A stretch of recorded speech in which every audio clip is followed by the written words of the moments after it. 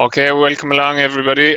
This morning we're going to have a conversation with Melvin Mooney in Templederry in relation to his breeding season so far and what he's planning to do in relation to switching to beef AI and subsequently beef stock bulls in order to generate some good quality beef calves for people that are buying calves from him.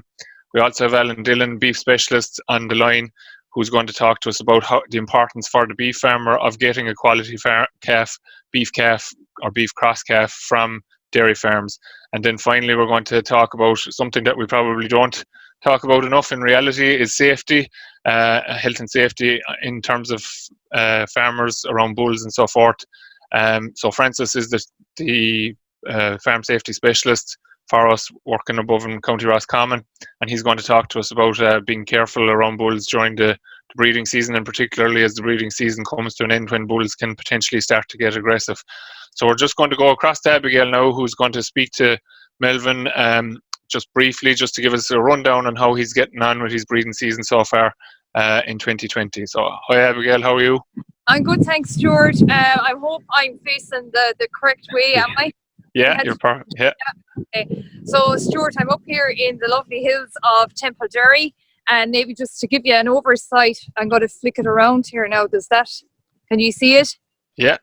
Yeah, so we're here in a gorgeous morning. Again, a nice excuse to get out on a farm. So like you said, we're on Melvin Mooney's farm here in Templederry, Nina, County Tipperary.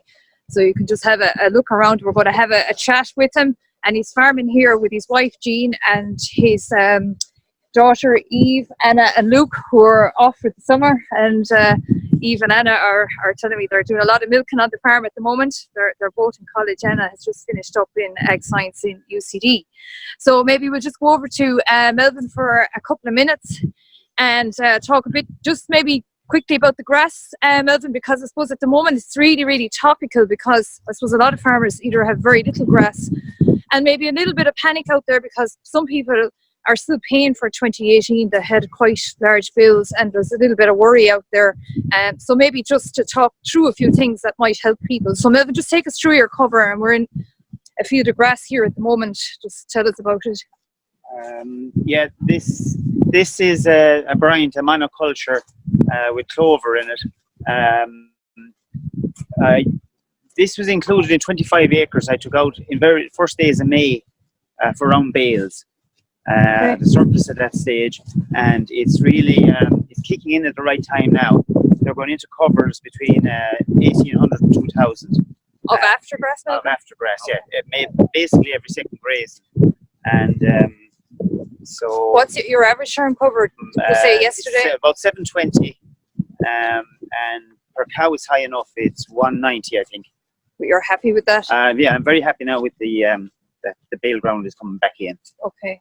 Growths are still staying fairly good here. I think it's we've used a good bit of sulphur there in the last round or so, and there's great colour on the place. What kind of growth rates did you get? Yeah, I see that growth rates of the high 70s. Okay. But you'd be expecting that to drop off now if this prolonged drought lasts. Okay, so ground is very hard. It's hard. Yeah, ground is hard, but I'm really surprised by the way it's still growing. Okay, good. I see, Melvin, just if you can see Stuart here behind us, there's a paddock burnt off for reseeding in the background. Not sure if you can see it. Just about, yeah. Yeah, Melvin. Yeah, I was traditionally I was just taking out 10% or less every year, but I made a massive effort last year, and I'm going to increase the acreage again this year that I'm taking out. Bryant that as well. Okay, so you're happy with Bryant, Melvin? Well, I'm just doing all this section, paddocks with Bryant. I have a lot of Abigail and Aber Plentiful in as well, and I have Aston Energy. Okay, so look, Melvin is part of that monoculture trial with Mick O'Donovan in Moore Park, one of the farms in that. So look, people might have questions on the grass. I know you're probably saying time is maybe going to go against us, and you really want to focus maybe a bit on the breeding season and what type of bulls that Melvin is using. So we'll give you a synopsis of what has been happening here. So Melvin, just on cows, when you started breeding, mating start date, how many weeks of AI and how it's going? Yeah, well, I suppose I started with the heifers with 95 heifers. So to make the job easy this year, we went on fixed time AI, and for I presume most people know the program, but we put in a cedar and a receptal day 0, day 5 PG, day 6 PG, left them alone day 7, and a fixed time AI on day 8, and receptal again. And 2 AI technicians I had were very happy with the way the heifers handled. Time will only tell how well we got on. The cows then, that was on the 23rd, I think. The cows then we started AIing on the 24th Of April. We had we did no pre-recording of heats, and we AI'd for 2 weeks, and then we handled the cows that hadn't come. The vet handled.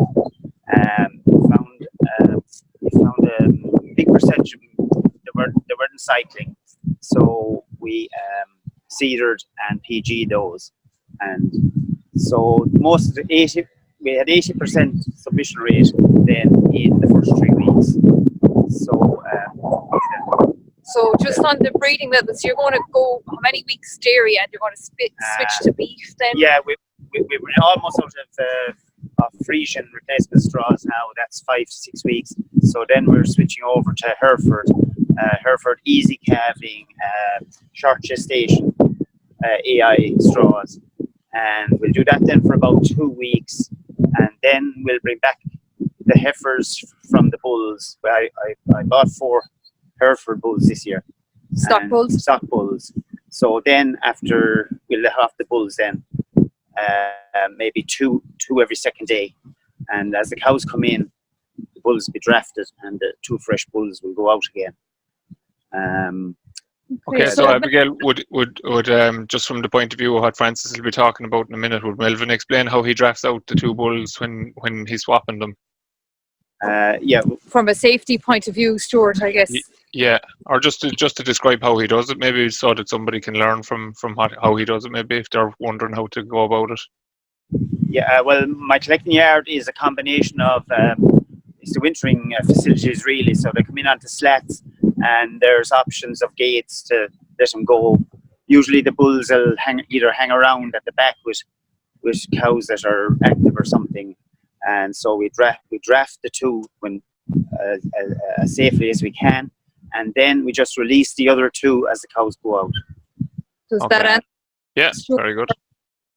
Yeah. I mean, Francis might come in on if that can be improved, or if it's adequate. I suppose the big thing is safety. Yes. But of course, we are aware that you can't trust any bull, and especially with the 3 children helping me now, and I have a full-time man, and of course myself. I can't be.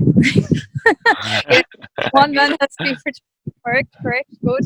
So I suppose, Melvin, just on to the next part then, you're using a lot of Hereford, and it seems to be the case for the last few years.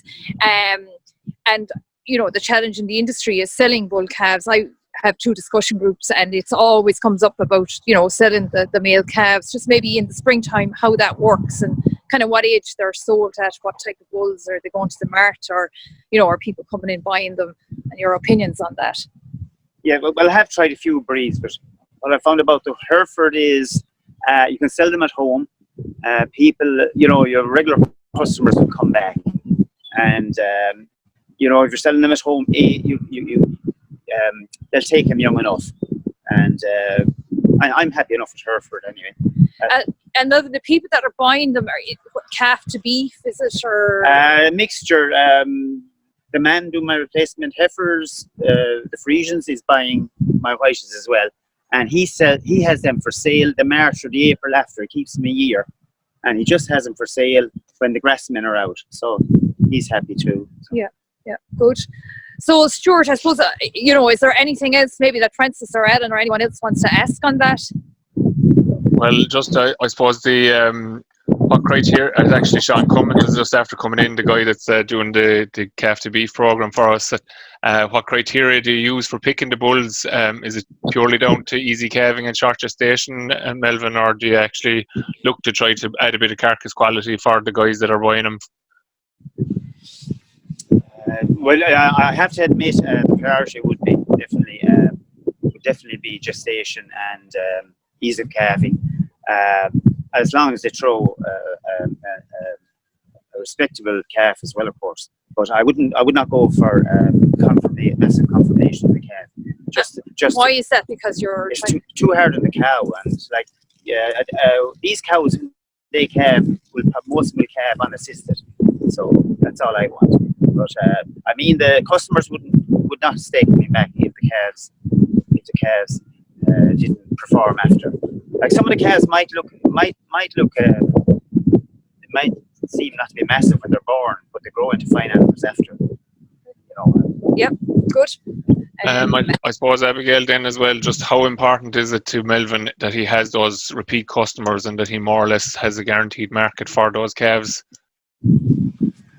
I suppose maybe I come in on that just to let Melvin just think about that for a minute. Yeah, it is good, I guess, but like it's like every year there's kind of a bit of the unknown. So it's just obviously the same customers come back, but there could be a challenge. So maybe Melvin, you'd come in on that.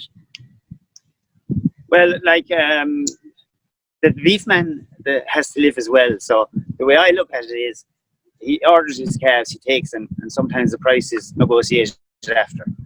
I want the calves gone, and I don't want to be wheeling and dealing over them, and I don't want someone coming in for one calf and wasting half your day. So all those things are very important. Things run smoothly, calves removed, and price is only secondary. Stuart, are we still there? Yeah, you are. Yeah. Yeah. Okay. Yeah. Fine. So just to pick up on one final point there in relation to just what Melvin is after saying there, he more or less has those calves. He knows there's a certain number of those calves are booked by those people that he's selling to on an ongoing basis, and he knows that he has those orders in place for we'll say March, April calves every year before he even starts calving, really. Yeah, and I suppose, like Melvin said, this is, I suppose a dairy farm, and he had mentioned as well to me earlier that he doesn't want any heifer calves born after late February, early March. So therefore, the beef calves start coming on stream at that stage. Okay, very good. Yeah. Okay, so we don't have any other questions coming in there, I suppose. I'll throw another one to you, Melvin, in relation to your thoughts on the dairy beef index. Maybe have you used that in any way in the last 2 years since it came out to pick some of the AI bulls that you might be using for the beef side of things? Still probably mostly on calving ease, I'd say. Cavies and the supplier of the straw. We discussed that. Yeah. No, the main thing I have to admit is ease of calving and gestation. And the gestation as well, yeah. Okay. So I think, sorry. I'm saying the customer is the final. He makes the final call because he won't come back if he's not happy. He's the final adjudicator. Okay, Stuart. So I suppose time is probably ticking on, and maybe to summarise it, here in Templederry, we've just spoken a bit about the grass situation. On this farm, there seems to be enough grass at the moment. Melvin had put measures in place earlier, and it has worked out from that silage had been taken early.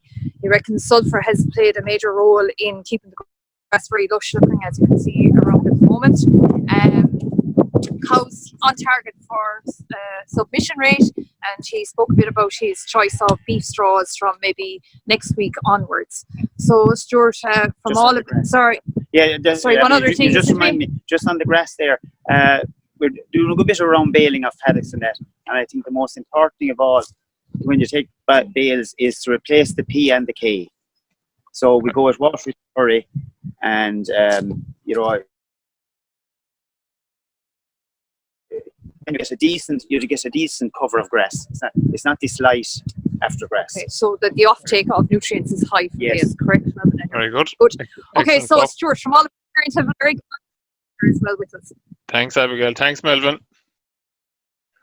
Okay, so we'll move over to Alan to have a conversation in relation to some of the things that Melvin has maybe mentioned there in terms of bull selection and so forth, and how his customers are coming back to him all the time, Alan. So he's obviously doing something right. So I suppose the question I'll put to you is, as one of the beef specialists working for us, how important is the calf quality to the profitability of the dairy calf to beef systems? Yeah, can you hear me there okay, Stuart? Can, Alan, yes. Yeah. Okay. Yeah, it's I suppose extremely. It's of an extreme importance in terms of in terms of making a profit from this game. I suppose. Look, beef margins are tight at the minute, and they have been for probably the last 18 months, and that's due to look, beef prices being very, very low, a lot lower than we've experienced in the last 4 to 5 years. So I suppose in terms of getting this calf in, look, you're looking for two things in quality. You're looking for something with a bit of I suppose carcass traits. I suppose you're looking for positive carcass traits, and you're also looking for something you're not too worried, I suppose, about carcass conformation. Really, the dairy cow that calf is going to come from is going to deliver a lot of that as well. You're really trying to all you're trying to do when you buy a calf from the dairy farm is just try to counteract the effect of having a P grade. Really, you're not expecting R grades and U grades across the board with any dairy calf you might buy. Really, you're just trying to avoid those P's. And the other thing, I suppose, in terms of calf quality, right, is it's outside of the breeding factor. It's really the health status of the calf is the other important factor that delivers profit.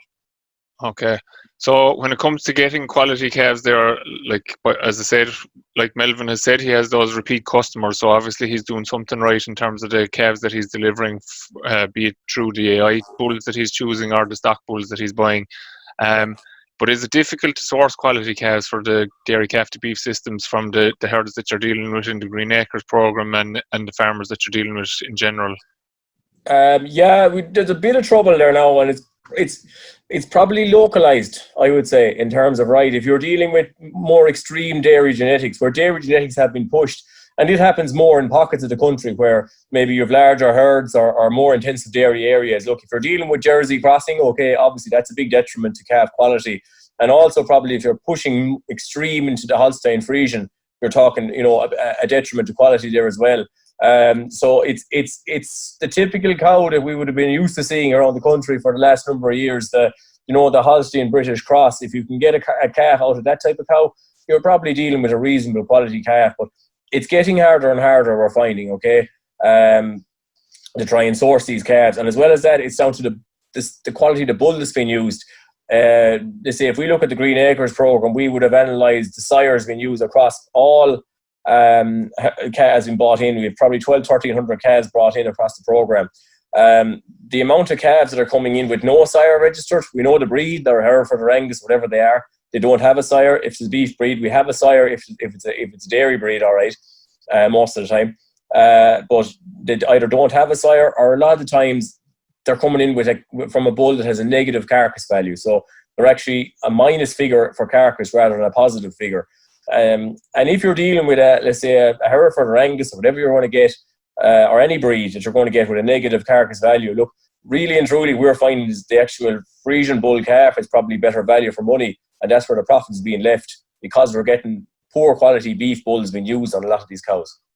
So we really have to emphasise the importance of picking quality beef AI straws. So, and in particular, even just buying any kind of a bull at all to tidy up is a bit unfair of the dairy farmer, and should they shouldn't be really expecting that they're going to offload those calves too easily, really, should they?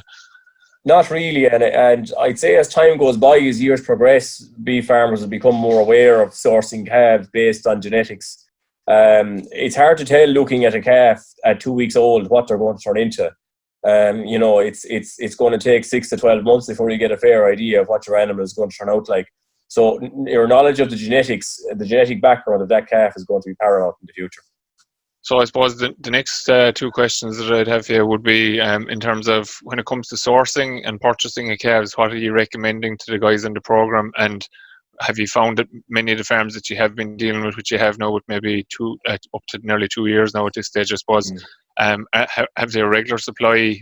Is it from the same herds that they're buying all the time, or what's the situation? Yeah, in terms of what we're dealing with, right? When we tell when these farmers go to buy calves, we say the first thing, look at cow type. Okay, are you dealing with a cow with a bit of size, right? A cow that maybe 600 to 700 kilos. That's where you want to be. You don't want to be any lower than that. Generally, if you go lower than that, you're dealing with a more negative trace in terms of carcass weight potential. You're trying to get, this Holstein British Friesian cross if you can. Everyone says they have British Friesian when they're selling calves, but in reality, we've gone down through every single calf purchased on the Green Acres program. we have got one farm that's buying calves from a regular supplier who has a high proportion of British Frisian in the diet, in the breed makeup, and that British Frisian content is about 44%. The vast majority are coming in 90 to 97% Holstein Frisian. That's what you're dealing with, okay? In terms of right sources, right, we're trying to get to buy from farms, direct from farm, and the less sources, the better. That's what we're trying to deal with, okay? We're trying to move farmers away from buying from marts or buying through dealers, really. And the reason for that is, you're dealing with an animal at 2 weeks of age, very low immunity, standing in that mart all day, or going around in a truck getting wet, etc. You're bringing in health problems, you're mixing, you're bringing in disease. So we're trying to get to build a relationship with a farmer, buy him straight in and drop him in the yard. We also ask every farmer, look at the environment your calves have been reared in. So is the dairy farmer putting these calves in a nice straw bedded shed with good ventilation? Look for the health status, look at the disease levels. Is there any evidence of scour, pneumonia? Ask about the vaccination program. Is the dairy farmer vaccinating for IBR? Is he giving them, some kind of an intranasal pneumonia vaccine into the calves? And also then look at the sire used, okay? Try and get the tag number of the bull, put it into ICBF, see what his beef carcass traits are, or else get the AI sires used if there's AI being used, and see what in terms of the carcass traits of that AI bull. In terms of the other question is, have we got guys that are going back to regular sources every year? We do, yeah. We've a couple of farmers that have built very good relationships and are buying all their calves from one source. So the dairy farmer may be supplying them with 50, 60, 70 Friesians or Herefords, whatever he has, and they have a relationship that the beef farmer's coming back every year. They have an agreed time that, let's say, he'll come back every 2 weeks and pick up a load and take them away. And it works extremely well, because both farmers know when the calves are coming, there's going to be no issue with supply. They don't really worry too much about the money side of things. They say, right, look, they bring it back a bit or up a bit depending on what the beef price is. And it's knowing that health status and the genetic makeup is really where the value is across the board. So that's basically influencing the level of performance then as well. So I think in conversations I've had with you in the past, you've said that where there's less sources of calves obviously coming into those farms, the performance on the herds is much better. So I suppose you said there about the emphasis on the bull. Look, we'll say more and more people are going to have the option of checking out the bull that has been used on the farm and so forth. But are there many dairy farmers in your experience? We know of one that we've discussed already where there is a bit of discussion between the beef farmer and the dairy farmers in relation to selecting the bulls to use for the beef farmer. But would there be much of that happening? Not yet, no. And look, it's a two-way street. I mean, it's not the dairy farmers are entirely to blame for not going down this route. The beef farmers are probably not approaching them as much either to look at this option.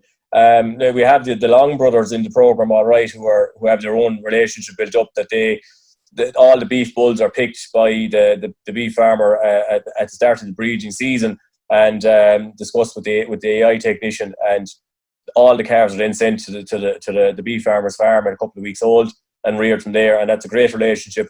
It's kind of a flat pricing setup that he knows every calf coming in is going to be of quality. There's no duds in the system in terms of the breed makeup anyway. But there's not much of it happening, very little, and it's something that really both parties need to look down. I mean, if a dairy farmer is willing to put a better quality bull on his dairy herd, he'll probably have a lot more beef farmers interested in coming back to him and taking the calves straight from his farm at a couple of weeks old. So it's a win-win, really. Yeah, I mean, look, the straws are no dear. In general, the calving difficulty, if you can select some excellent quality bulls with very, very easy calving. Some of the best quality bulls are probably easier calved than some of the poor quality bulls. And that's a big myth, I think, with dairy farmers, that some of these beef bulls, I'm going for short gestation and easy calving. Generally it brings bad quality in general. Most of these ones that are really short gestation, easy calving. But within a cohort, you can pick a certain number of bulls that bring, relatively short gestation, extremely easy calving, and bring very good carcass traits. I just looked at the dairy beef index there this morning, and the number one bull is an Aubrac, AU4460. I just see him on the list there. Dauphin is called. I mean, he's only just over 2% for cow calving difficulty, and he's just over 5 for heifers, and his carcass is 16 kilos. There's another Knot Randy. He's not quite available yet. He's a sailor bull, but he's got 20 kilos for carcass. He's less than 2% for cows and around 4% for heifers. And, you know, those type of bulls are going to be more readily available, and dairy farmers should have no issue at all in using them. And just out of interest then, Alan, I suppose you're kind of after answering the final question that I had for you in relation to is it feasible for dairy farmers to get delivered the type of calf that you require for your program without having losses in relation to monster calves, difficult calvings and losing cows and so forth. But in terms of, can you see the difference between the stock bull calf and the good AI calf when you're on the ground? Even Yes. though you said it there earlier, now it's hard to really see what they're going to materialize into until maybe 6 months. But are there kind of obvious traits that guys will see straight away when the calf hits the ground that they'll nearly know it's an AI bred calf versus a stock bull, kind of your moderate stock bull, kind of, unless you get it? It is hard to tell now. I suppose, look, there will be some fairly obvious traits in terms of conformation and the makeup of the calf when they hit the ground that, there'll be a relatively square back on them if they're going to have a decent type of conformation and carcass weight in years to come. But really, look, beef farmers are going to be relying, I think, a bit more on the genetics in years to come. It's something they're going to educate themselves about, and the dairy farmers educate themselves about it too. But I suppose it's just, we want to dispel this myth that, every continental bull or every Charolais or every Aubrac, whatever they use, is going to bring a hard calf.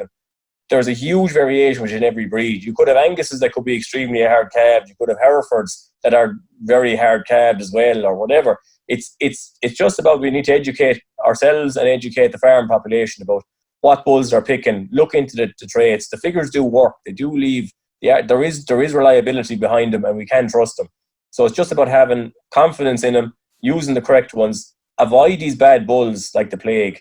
They should be killed straight away. I mean, using these bulls with negative carcass traits, with poor carcass conformation, just because they might bring some bit of easy calving, it's a slippery slope you're going down. And look, we thought there was going to be a problem selling calves this year. It was widely said there wasn't really overall. It was a relatively okay year despite beef price being bad.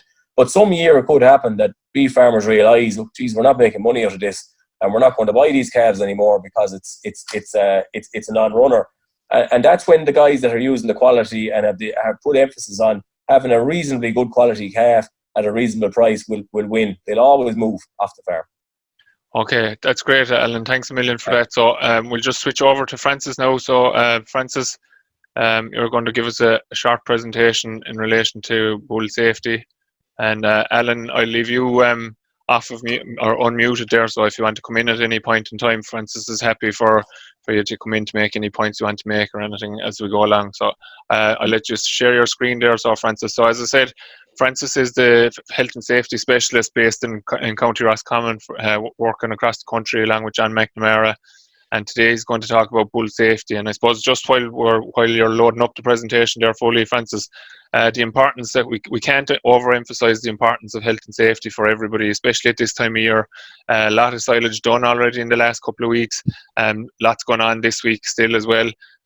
Probably a lot of it will be wrapped up by the end of next week, but just people need to be aware. I suppose the biggest problem I see, Francis, is that familiarity breeds contempt potentially. So we're very used to our own surroundings. We don't see the problems, and that's when we get caught out. So just in relation to the bull safety, so I'll let you go through your presentation, and just to remind people that we can take questions and answers here on the Q&A all the way through. So thanks, Francis. Thanks very much, Stuart. You can hear me okay?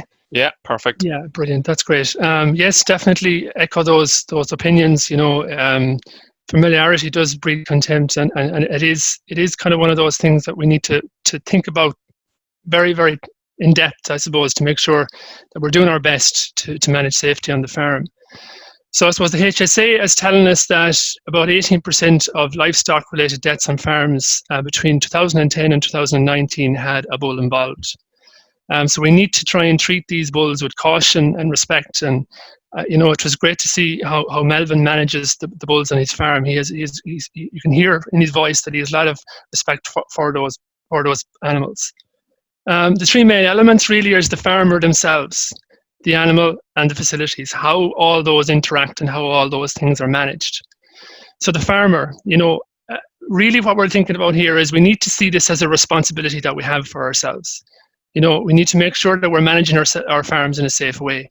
We must create a safe and well-planned environment for the animals that are on the farm and for any staff that's on the farm or anyone else that's working on the farm. We must make sure that we're identifying the risks and we're putting together plans and procedures for the jobs that we're trying to do. So as Melvin said earlier, he has a managed system for getting those bulls in, segregating them and getting the new bulls out. Is that on every farm? Is everybody that's working on the farm aware of it? And are the right people doing those jobs? Are they competent for those tasks? Are we having children involved that sometimes that may not be competent to do those tasks? So if at all possible or at all times, make sure children are not involved where bulls are present. We must manage these things in a safe manner. I suppose the main message here is, from a bull management perspective, the artificial insemination option, to try and use that to maximum effect, to reduce the number of bulls that we need. And obviously, the better the conception rates, the lower the need for the bulls. So the number of bulls that are on the farm, how many weeks of AI we're going to have? Are we pushing towards more? How many times are we rotating these bulls if they're on the farm? For the larger herds, what number of bulls are in each group and how are we managing that? Have we facilities in place to get them in and out? Is it done in a safe manner? We're watching these bulls, monitoring them carefully for signs of body condition loss, lameness, lethargy, serving, that they're working correctly. But are we watching them from a docility point of view as well? And what are we doing if they're showing signs of aggression? When they show signs of aggression, the only option is to cull them. If they weren't working, if they weren't serving, what would we do? We'd cull them. So the same set of criteria needs to be there for these bulls that start showing signs of aggression. Is it an easy decision, I suppose, is the question, and it's not. If you're getting close to the end of the breeding season and a bull starts to show aggression and you think you might need them, are you making that kind of responsible decision to do something about it? Is the responsibility there? Have you the conviction to do it? Making sure you have the facilities in place. The department have specifications for bull housing. There's a lot of different specifications for drafting facilities. As Melvin said, he has the facilities there that when the bulls come in, at the end he has the gates set up that they don't need to go through the parlour and that they're drafting out and the new bulls go back out. Have we all one of those type of situations or facilities in place to make sure that happens? So the ring in the chain issue. So all bulls at 10 months must have a ring in place, and it's recommended to have a chain. So that's the recommended advice. When we're going out in the field with animals, they're supposed to have the ring and chain, but you also need to be careful about how you're managing these animals. If there's a bull or group of bulls with those cows, are we walking out there? Are we going out in a quad? Have we, I suppose, an awareness that these bulls are present? Has everybody that's going out to bring in those cows an awareness? Is there a standard practice? Are we keeping our distance, or are we bringing some place that we can stay away from these animals? And it's the same concept is there when we're working with these animals in buildings. Have we that barrier between us and the bull? Have we a refuge if things start to go wrong? Are we identifying these signs before issues start to arise? We need to make sure that we have signage there in place that if bulls are present, especially along roadsides, that we have the beware of bull sign up, that we have appropriate fencing and the gates are secure and locked, that no one can get access. And sometimes it goes as far as you have to talk to neighbours to make sure that children are aware that they don't go near those fields, or if sometimes with pets getting into fields, they can have issues as well.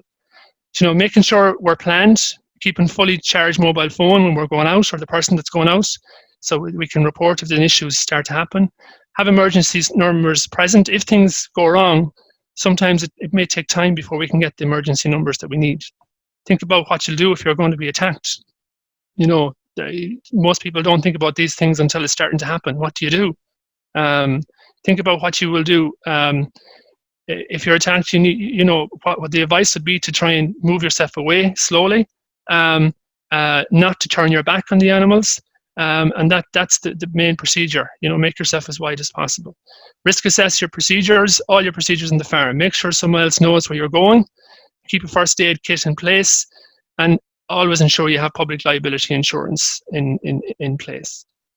So, Stuart, that's kind of the the presentation, I know you said to keep it short, so just as presentation, if there's any questions. Okay, thanks. And Alan, you can come in there maybe as well if you have any points to make. But I suppose it's just to be aware, I suppose, all the time. I had a neighbour who was attacked by a bull not so long ago, and only for the quick thinking of his sons saved his life. Michael Carroll, who was on with us in relation to grass management only 2 weeks ago, rang me last week to tell me a story that he had about a young bull where he was got it quite aggressive over the course of the winter, and Michael actually said he didn't learn the lesson when the bull actually nearly knocked the gate. One day I actually did knock a gate trying to get into cows that were actually bulling. He still held on to him, and when he put him out the field, he showed very aggressive tendencies. Now, like you said, Francis, he'd actually picked him up at a reasonable kind of price, so he was very willing to get rid of him when he saw at the second time round the aggression that was associated with him. But I suppose the tendency is for people, a lot of the bull sales are going to be generating revenues of maybe 2,500, 3,000 for some of these bulls, and people are going to be slow to get rid of them. So have you any tip in terms of, is it would it be wiser to have less and less bulls on the farm, or should people just have a team of them and be inclined to get rid of them at the end of the season, or what? Any ideas in that regard? Yeah, well, my personal view and what I've seen out on farms is that if it's possible to try and use the AI to maximum effect, and then move towards lesser bulls, and obviously to have enough that if a bull starts to show a tendency for aggression, that you move them out. As we go, closer to the end of the season now, we might need as many, and obviously the ones that are showing that aggression need to be the ones first to go, and to have the conviction to make that decision. Because, as I said, if something starts to show in relation to the bull isn't working, if he's not breeding, it's very easy to make that decision. But it's harder if it's just from a personal perspective that you feel they're aggressive. But you have to keep in your mind yourself and other people that are working on your farm. And these bulls have caused problems. We know that 18% of deaths associated with livestock are from bulls. So that's a big number, and it's a matter of making sure that we do our best. Just to come in there, Stuart, as well, I suppose we had a case there, and Francis probably knows about this. The Better Farm program there, which finished up there this year, we had one farmer, Sean Hayes, he was on ear to the ground there last year. A very lucky escape with a teaser bull. And it's probably something people forget. They're generally Frisian or Jersey Cross or something cheap, which are very aggressive breed to be using. He had a very lucky escape hunting teaser bull in, where he just was walking him into the yard, I think, and he just turned on him all of a shot, no warning whatsoever. And another minute or two, and probably Sean was probably gone. He said it was very lucky. He ended up with a few broken ribs and whatever, I think, when collarbone maybe or something. But he said it was out of the blue. What I saw, what he said in telly, just no warning, turned like that, and he was pinned against the wall or something. It's just to always have that in the back of your head that these animals aren't they're not your friends, they're not your pets. Yeah, absolutely. So we just have a question in there.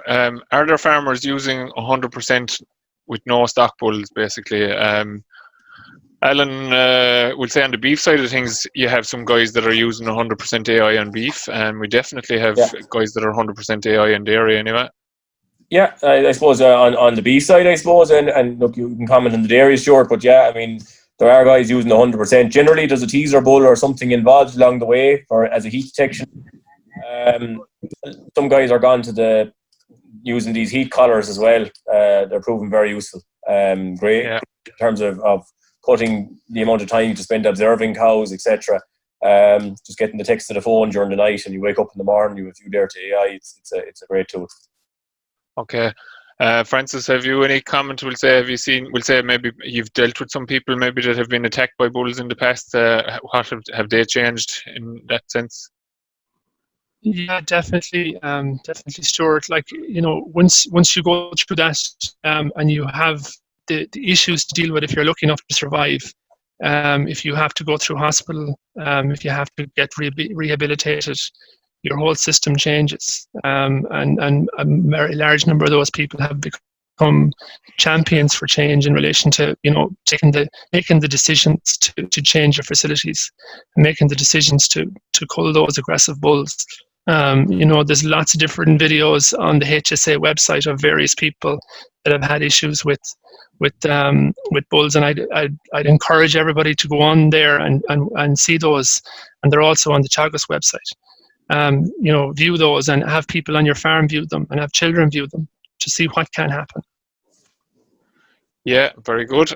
Like, I suppose, from just to summarize the content of the session today, so like we had Abigail on farm with Melvin Mooney in Templederry and Nina explaining how he's gotten on with his breeding season so far and how he's switching to Hereford AI and then subsequently Hereford stock bulls to supply to have a supply of calves for his regular buyers, basically. So good quality stock that has people coming back on an ongoing basis, and also a surety then for Melvin as well that he's able to get these calves off the farm there in the month of March when he's going to be busy still calving the herd and trying to get all the other jobs done. And then Alan has emphasised the importance of a quality calf to the farmers that he's dealing with in the calf to beef systems.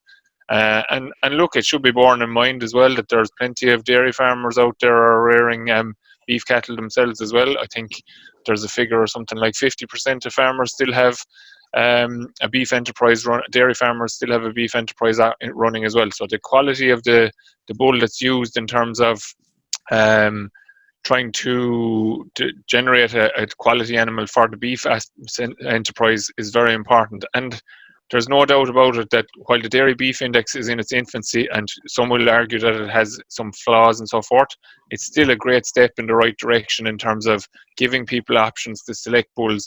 In the past, we were a bit limited in terms of the information that we had maybe in trying to select the bulls for the dairy herd. But to be fair to the AI companies, they don't ever want to give out a bull that's going to cause a calving difficulty. But if as Alan said, the calving difficulty is coming at a compromise of carcass traits, then it's not a win-win situation.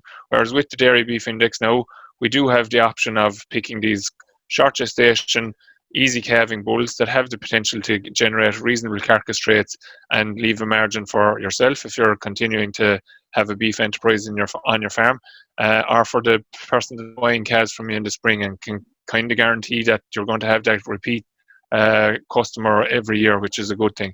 And then finally, Francis spoke in relation to the health and safety aspect of handling bulls, and we really should be looking at the facility of AI. Yes, it's a challenge to keep motivated, and some of you, as people down the south, will be familiar with Doreen Carden, maybe people up the north maybe not so familiar, but Doreen put out a video recently. She works with Munster Bovine, just emphasising that we're only, in reality, now Melvin has a couple of weeks more done in terms of his AI having started on the 24th, but we're really only at half time in terms of the breeding season, and that people need to keep up the focus. And if we think that we're going to be able to turn out a bull and let him do his job for the rest of the year and have a compact calving season next year, then we're cutting ourselves. We really have to emphasise that we can't do enough AI, and that just means that we can switch to beef AI. And as Alan said, there's no real huge difference in the price of the straw between a good bull and a bad bull in a lot of cases. So we should be trying to pick good quality beef bulls that will give us an increased chance of selling the calf. If you're going through the mart, you're potentially going to get more, or if you're dealing with someone on an ongoing basis, at least you know you're going to have that relationship building up year on year, and maybe there's scope for to let that person that you're dealing with have some influence over the genetics that you're choosing. Maybe they can tell you that the bull that I was getting that from you last year, the calves that I got from you last year weren't as good as the previous year, that kind of information. Let it be a two-way street. It's a win-win situation.